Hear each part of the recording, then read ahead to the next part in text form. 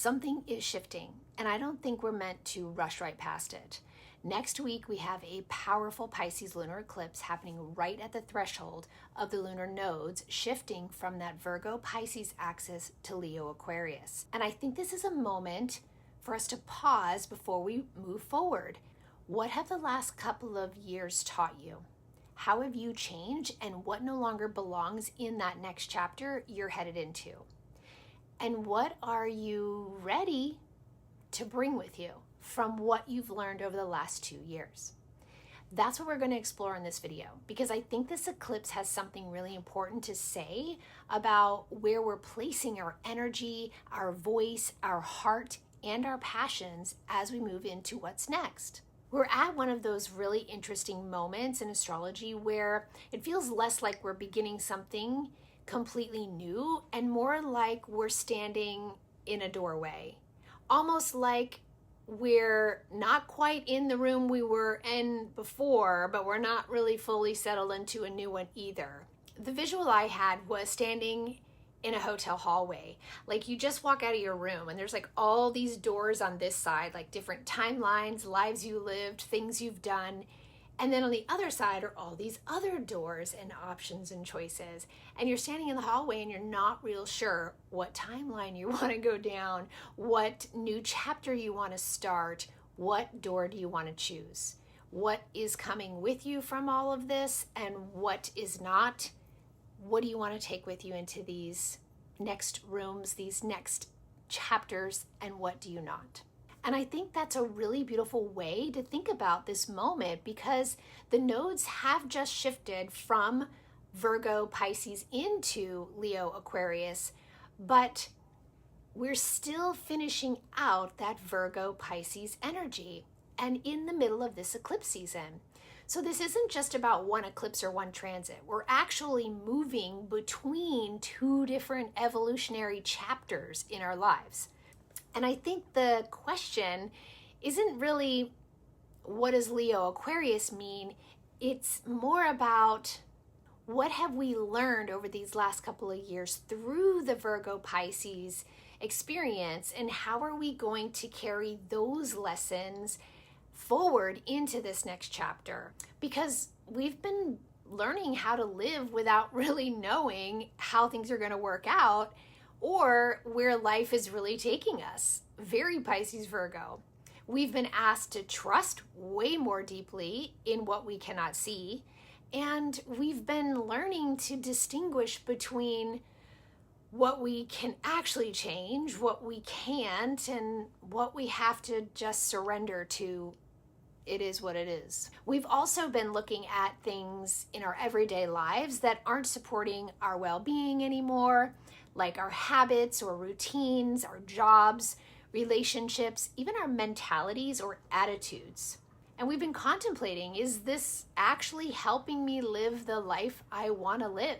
And through all of that, we've been developing a new balance between our outer life and our inner life. So now we're standing at this threshold. And now we have to contemplate, what are we going to do with what we've learned? Before we move on, just a quick word about the nodes, just to orientate you if you're newer to astrology. The lunar nodes are not planets. They're mathematical points connected to the moon's orbit, and they move backwards through the zodiac. So that's why we're going from Virgo Pisces back to Leo Aquarius. They spend roughly about 18 months in a sign axis, which means that each nodal axis represents about an 18-month evolutionary chapter. And the whole nodal cycle takes about 18 years. So we each experience a nodal return about every 18 years, and also a nodal opposition every 9 years. Those can be really interesting times to look back at your own life to get an idea of how this works. You know, what was happening at 18 or around 27, 28, also that Saturn return time, or even around 36, 37. What was beginning? What were you learning? What version of you were you becoming at that time? Because the nodes can give us a larger kind of rhythm of growth and development. It's much more of a sight into our evolutionary journey. And right now we're moving from one chapter into another. For the last couple of years, we've had that South Node in Virgo and North Node in Pisces. And I think the deeper lesson of that axis has been like learning that discernment and surrender don't actually have to be opposites. Virgo wants us to understand, it wants to improve, it wants to make things better, it wants to be useful. And those are really great qualities and important qualities. But the shadow can become harder and make things more difficult. Like, I need to get this right, or I have to fix this, I need to figure this all out, or I need to work harder, I need to have every single thing in place, every detail organized, every I dotted and T's crossed to finally feel okay. And Pisces is like, no, loosen your grip, trust, surrender, let go and let God. Listen to your intuition and accept that not everything can be controlled or understood. Not easy, I know, but that is the call of Pisces, to allow ourselves to live with some mystery. And I think one of the gifts of this entire chapter, from my perspective, has been learning that Virgo actually gives Pisces discernment and Pisces gives Virgo faith. And that takes practice. We can't leave those lessons behind. We need to take those things with us in order to navigate this next chapter successfully. Because now we're moving into Leo and Aquarius, and we're moving from self-expression into contribution. With the South Node in Leo and North Node in Aquarius, the evolutionary questions start to shift. Leo is our heart, our creativity and self-expression. It's our vitality and our leadership. It's the desire to create something that's uniquely ours and the desire to be recognized for that. And we're not being asked to completely get rid of those things. But the South Node in Leo, we are examining where we've become overly attached to those things, overly attached to being seen or recognized, feeling special or being identified with a particular version of ourselves. Maybe we have to consider, where are we performing instead of actually living authentically? Where are you looking for maybe more validation? And where are you trying to prove yourself or something to someone to feel seen and worthy? And Aquarius asks, okay, what's it all actually for? What are you bringing to the larger conversation? What do you have to contribute? And who are your people? What kind of community do you want to be a part of? What future are you helping create? And this is the distinction that really stands out to me. Leo says, I have something I want to express. And Aquarius says, I have something I want to contribute. And to me, these are two very different places to operate from. Because the North Node in Aquarius is actually saying, shine your unique light. Just consider what you're shining your light on. What are you trying to illuminate? And for what purpose or reason?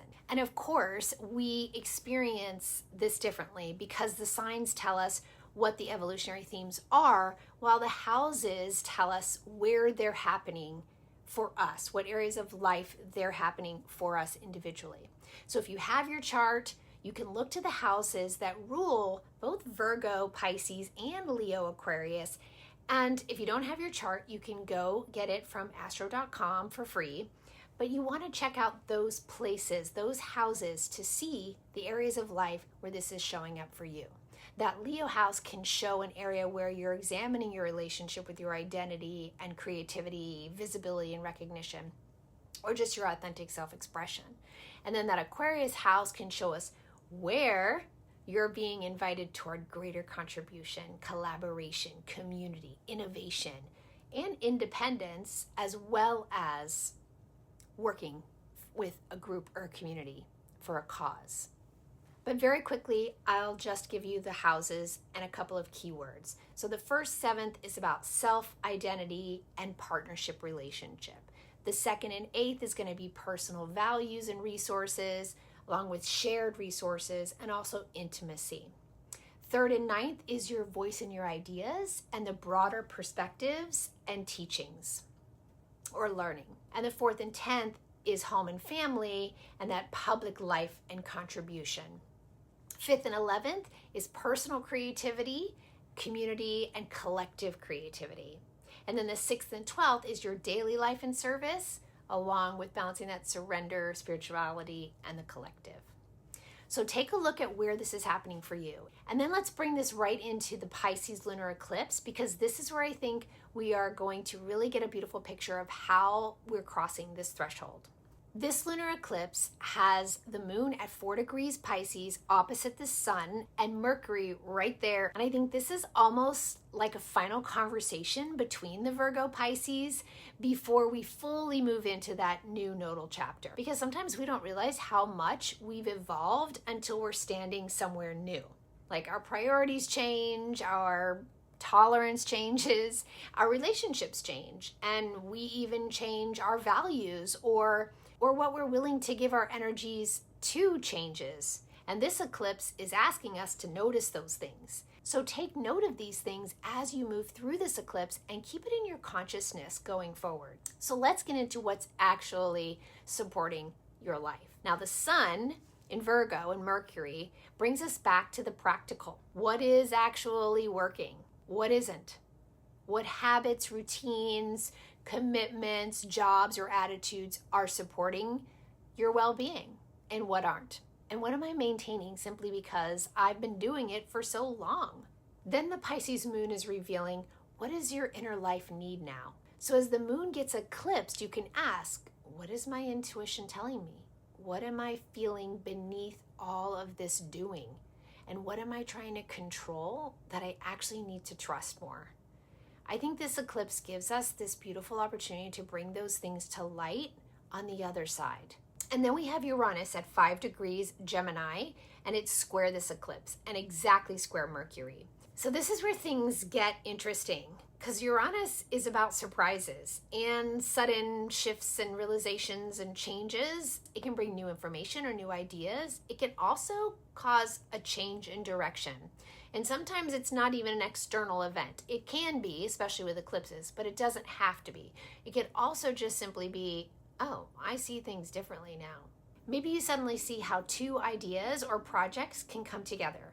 Or maybe a totally new possibility shows up. You could even realize, I don't actually want to do this anymore. And that's an important realization too. Because sometimes evolution looks like a new idea, and sometimes it looks like just changing your mind. So pay attention to those sparks. You don't necessarily have to act on everything immediately. Just notice what lights up. What conversations happen that bring in this new information, new ideas, and new realizations. You don't have to know exactly where it's going to go yet. Now I want to speak to your body, because Mars is now in Cancer, and I think this brings us into the very embodied part of this eclipse. It's at 10 degrees during this eclipse in Cancer. Mars is our drive and our motivation, and in Cancer, our actions can be very connected to our emotions and our sense of safety and security and our bodies. So you may be feeling things very strongly and in your body before your mind actually can figure out what's going on. You may be feeling like, oh my God, I'm so exhausted, or just your body is aching, it doesn't feel good. And you know in your body something needs to change. And again, that doesn't mean you have to make some huge decision tomorrow, but listen, what is your body telling you about where your energy wants to go? What's actually nourishing you, and what is draining you?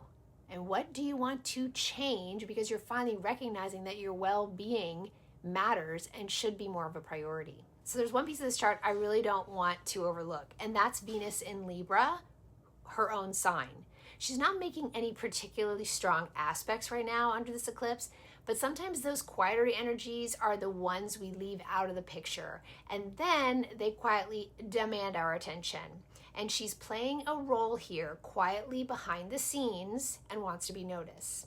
She's asking us to look at relationship, our balance in our lives, harmony, reciprocity, how are relationships supporting our well-being, and where do they need more balance, or where are you giving too much, or where do you need to allow yourself to receive more? And as we move toward the North Node in Aquarius, that's another question.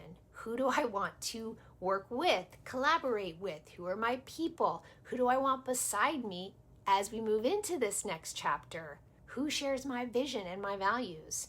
And who wants to create more good and kindness and justice and joy in the world? because she's reminding us we're not meant to create everything alone. And Aquarius reminds us we're in this together collectively too. Maybe part of this next chapter is learning who we're meant to create with.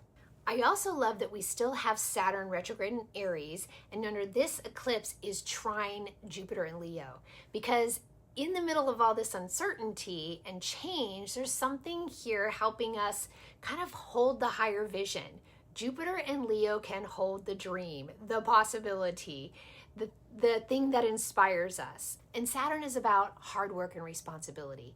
So in this, it's giving us this positive consideration of what we want to build, what we want to be responsible for, and what kind of work we're willing and wanting to do to make that vision a reality.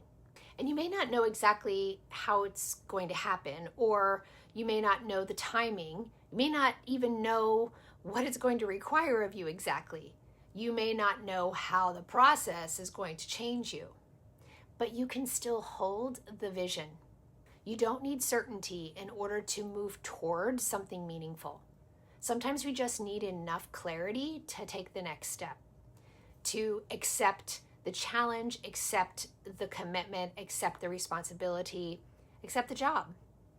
And I think that's one way this energy can inspire us. And finally, I want to mention Chiron retrograde at 0 degrees Taurus. She's making a supportive aspect to this eclipse, and Taurus brings us into themes of self-worth and value, our finances and resources, as well as relationships, and also back to our bodies, and also the voice and the throat, since this is the area that Taurus rules. And that makes sense because of what we've been discussing and talking about around expression and contribution. So there may be an opportunity here to look at how you're using your voice. What are you saying, and where are you saying it, and why are you saying it? Because as we move into this next chapter, I think it's important that we're not just looking for ways to get our voice heard, but considering what is worth using my voice for. Are my words creating more fear and division, or more understanding, more kindness, more connection, more truth? Maybe there's some healing here around recognizing that your voice has value without having to shout. You don't have to perform to be heard, and you don't have to make yourself smaller either. You can speak from a place of self-worth, compassion, and grace. When I step back from this entire eclipse chart, I keep coming back to the one image of the threshold. We're not starting over. We're not leaving everything behind. We're standing between chapters and considering, what am I taking with me? What have these last couple of years taught me? And have they changed me? How have they changed me? What do I value differently now? And what do I no longer have energy for? What's become more important? What's become most important? And what has become less important? What do you really want to place your energy on now? Your time, your focus, your heart, your creativity, and your passion, or your voice? Because we only have so much of these things.